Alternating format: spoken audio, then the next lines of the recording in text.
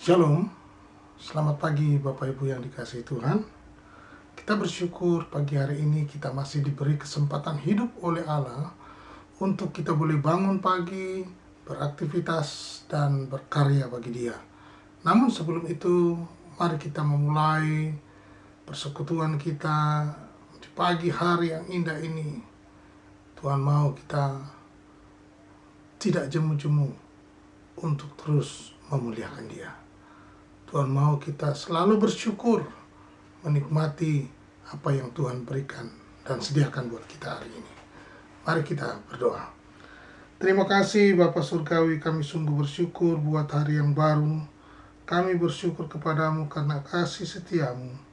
Terpujilah namamu Bapa. Pagi hari ini kami mau membaca dan merenungkan firman-Mu. Pimpin sertai kami dalam setiap langkah hidup kami, supaya kami senantiasa searah dengan apa yang Engkau kehendaki dalam hidup kami. Terpujilah namamu Bapa di pagi hari yang indah ini. Berikan kami kekuatan baru, berikan kami kesembuhan bagi yang sakit, dan berikan kami kemampuan untuk kami mampu melaksanakan apa yang Kau kehendaki dalam hidup kami. Terpujilah namamu Bapa. Di dalam nama Tuhan Yesus Kristus kami siap membaca dan merenungkan serta melakukan firman-Mu. Di dalam nama Tuhan Yesus Kristus kami mengucap syukur. Haleluya. Amin. Ya Bapak Ibu yang dikasihi Tuhan, pagi hari ini kita akan membaca di dalam Efesus pasal 1 ayatnya yang ke-15 sampai 23. Demikian firman Tuhan. Karena itu setelah aku mendengar tentang imanmu dalam Tuhan Yesus dan tentang kasihmu terhadap semua orang kudus, aku pun tidak berhenti mengucap syukur karena kamu, dan aku selalu mengingat kamu dalam doaku. Dan meminta kepada Allah Tuhan kita Yesus Kristus, yaitu Bapa Tuhan kita Yesus Kristus, Bapa yang mulia itu, supaya Ia memberikan kepadamu roh hikmat dan wahyu untuk mengenal Dia dengan benar, dan supaya Ia menjadikan mata hatimu terang, agar kamu mengerti pengharapan apakah yang terkandung dalam panggilannya, betapa kayanya kemuliaan bagian yang ditentukannya bagi orang-orang kudus, dan betapa hebat kuasanya bagi kita yang percaya sesuai dengan kekuatan kuasanya yang dikerjakannya di dalam Kristus dengan membangkitkan Dia dari antara orang mati dan mendudukkan Dia di sebelah kanannya di sorga, jauh lebih tinggi dari segala pemerintah dan penguasa dan kekuasaan dan kerajaan dan tiap-tiap nama yang dapat disebut, bukan hanya di dunia ini saja, melainkan juga di dunia yang akan datang. Dan segala sesuatu telah diletakkannya di bawah kaki Kristus, dan Dia telah diberikannya kepada jemaat sebagai kepala dari segala yang ada. Jemaat yang adalah tubuhnya, yaitu kepenuhan Dia yang memenuhi semua dan segala sesuatu. Puji Tuhan. Kita bersyukur kepada Allah kita yang luar biasa. Dia mau kita memahami apa yang menjadi kerinduannya. Di dalam perikop ini, doa Paulus kepada jemaat yang ada di Efesus, kepada orang-orang percaya kepada Kristus Yesus. Ya, Paulus selalu berdoa agar orang-orang mau bertobat. Paulus berusaha terus berdoa pagi, siang, malam untuk selalu mendoakan agar orang bertobat dan kembali kepada Kristus. Nah, kita perhatikan di dalam perikop ini bahwa hal-hal yang Paulus katakan ini ada berkat-berkat di dalam setiap perikop ini. Mari kita perhatikan. Yang pertama, kita perhatikan ayat yang ke-17. Dan meminta kepada Allah Tuhan kita Yesus Kristus, yaitu Bapa yang mulia itu, supaya Ia memberikan kepadamu roh hikmat dan wahyu untuk mengenal Dia dengan benar. Untuk mengenal Dia dengan benar, kita pun membutuhkan roh hikmat dari Allah itu.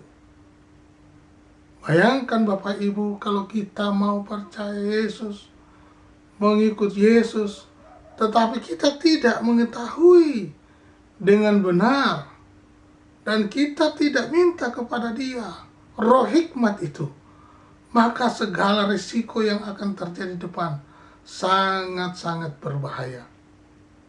Sehingga ada yang dikatakan jangan sesat dan jangan menyesatkan orang. Inilah yang terjadi di dalam dunia ini.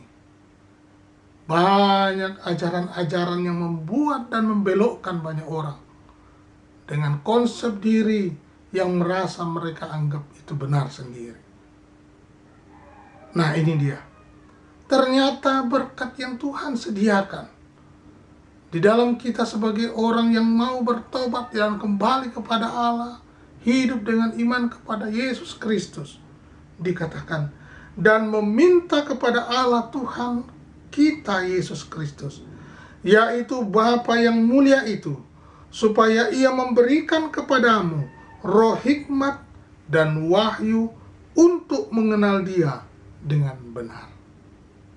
Jadi yang pertama, untuk melihat di dalam kehidupan rohani, agar setiap kita orang percaya mengenal Allah, kita membutuhkan roh hikmat itu. Untuk mengenal Allah, kita membutuhkan roh hikmat. Ya. Yang kedua, kita sebagai orang percaya, jemaat Tuhan, untuk mengenal panggilan Allah. Ayat 18, ya. Dan supaya Ia menjadikan mata hatimu terang, agar kamu mengerti pengharapan apakah yang terkandung dalam panggilannya. Dan supaya Ia menjadikan mata hatimu terang, agar kamu mengerti pengharapan apakah yang terkandung dalam panggilannya. Kalimat ini jelas sekali. Dan supaya Ia menjadikan mata hatimu terang. Ada terang dan ada gelap. Untuk menuju terang, kita harus minta kepada Allah. Kita perlu mengenal Allah dengan cara membuat mata hati kita itu terang. Terang oleh firman Tuhan. Agar kamu mengerti pengharapan apakah yang terkandung dalam panggilannya. Ini dia Bapak Ibu.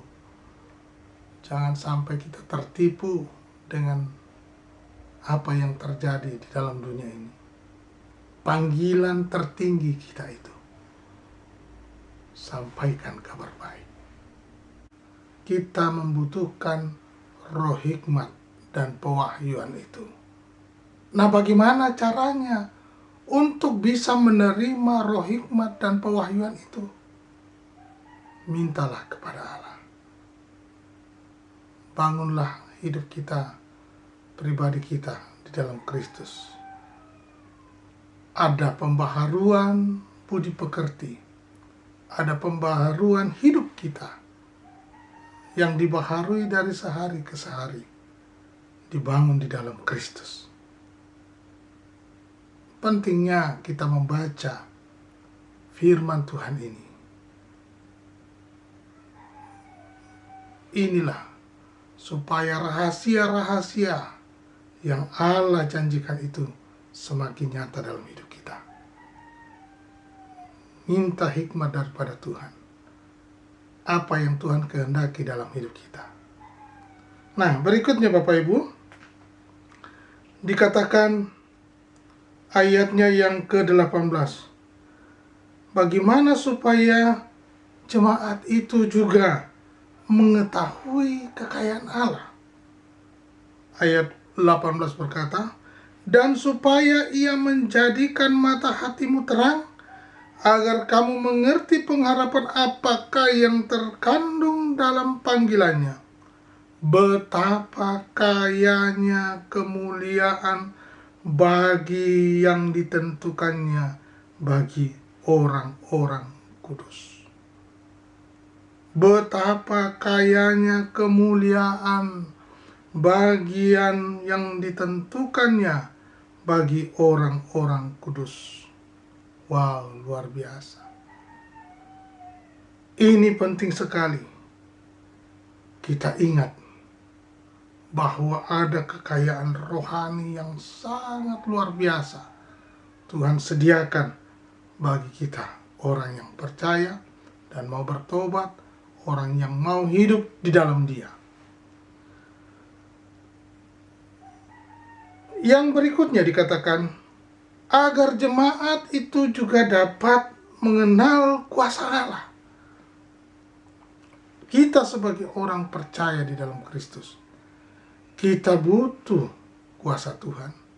Kita butuh penghiburan daripada Tuhan. Kita butuh kekuatan daripada Tuhan.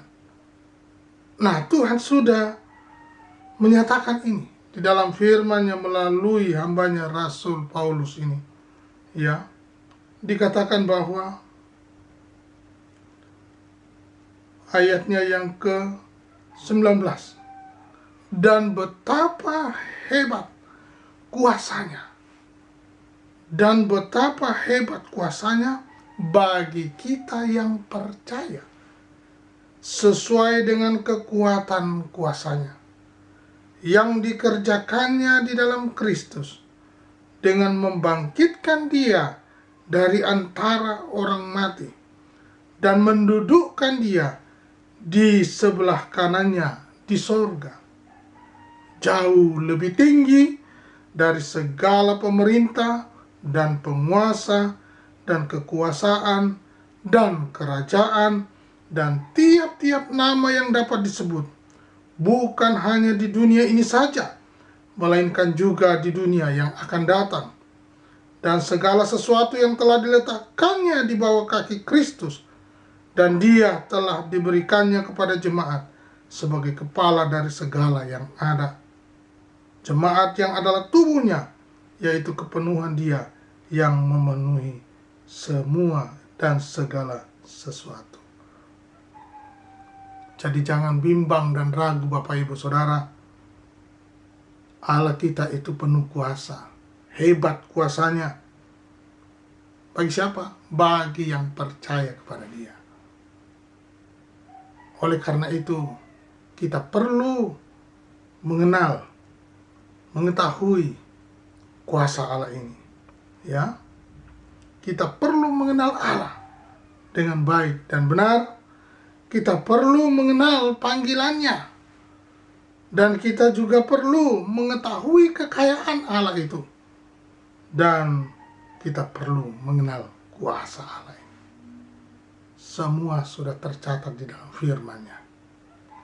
Biarlah pagi hari ini kita penuh pengharapan, ya, dan betapa hebat kuasanya bagi kita yang percaya, sesuai dengan kekuatan kuasanya. Kita terus berharap pada Dia, sehingga 4 poin ini menjadi bagian dalam hidup kita. Bagaimana supaya kita mengenal Allah dengan benar, mengenal panggilan Allah itu, dan juga bagaimana kita mengetahui kekayaan Allah itu, dan juga kita bisa menjadi kekayaan Allah itu menjadi bagian dalam hidup kita. Dan juga kita perlu mengenal kuasa Allah. 4 hal ini, mari kita yang percaya kepada Dia sungguh-sungguh bisa menerima dan merasakan ini, menikmati berkat kekayaan Allah ini. Kita butuh Kristus, kita butuh Dia. Biarlah di pagi hari ini pertanyaan buat kita semua, apakah Bapak Ibu mau mengenal Allah? Apakah Bapak Ibu mau mengetahui kuasa Allah itu? Apakah Bapak Ibu Saudara mau mengetahui kekuatan kuasanya itu? Bagaimana pengalaman Bapak Ibu? Saya percaya Bapak Ibu Saudara pasti punya pengalaman yang indah bersama Allah yang hidup itu. Tuhan Yesus memberkati. Terima kasih Bapa Surgawi, kami sungguh bersyukur kepadamu bahwa Engkau memelihara kami. Engkau mengenal kami jauh dari sebelum kami dilahirkan. Engkau merancangkan yang damai sejahtera itu bagi kehidupan kami, supaya hidup kami menjadi buah yang harum, supaya hidup kami menjadi berkat bagi banyak orang, untuk kemuliaan bagi nama-Mu. Terpujilah nama-Mu Bapa, segala hormat kemuliaan bagi nama-Mu. Berkati mereka yang kekurangan, berkati mereka dalam usaha mereka, sembuhkan mereka yang sakit, apapun yang terpapar COVID-19, dalam nama Tuhan Yesus. Ada kekuatan daripada Tuhan, ada kesembuhan daripada Tuhan, kesembuhan ilahi. Kami percaya Tuhan segala sumber kehidupan kami. Di dalam nama Tuhan Yesus Kristus kami mengucap syukur, kami mohonkan doa ini. Dalam nama Tuhan Yesus. Haleluya. Amin.